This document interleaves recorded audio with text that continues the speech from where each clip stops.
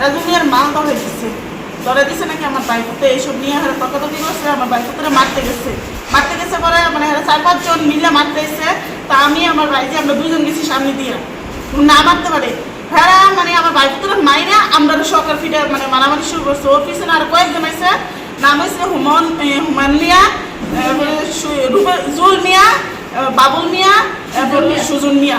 তারা 4-5 জন মিললা। এরপরে মহিলারও আছে, নাম হচ্ছে ফেরদৌসি, এরপরে হচ্ছে মানে সুবর্ণা, মেয়েরা ছেলে বাচ্চা কাচ্চা সবাই পড়ছে লাঠি নিয়ে আমাদেরকে ফিরাইতো।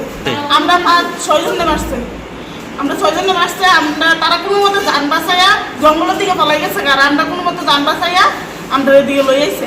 তখন আমরা বেড়া পাড়ি আইসি, সাহেবে গিয়ে আমরা আনছি পুলিশও, তারা পুলিশও নিছে, কিন্তু তারা কথা মতো পুলিশে গেছে।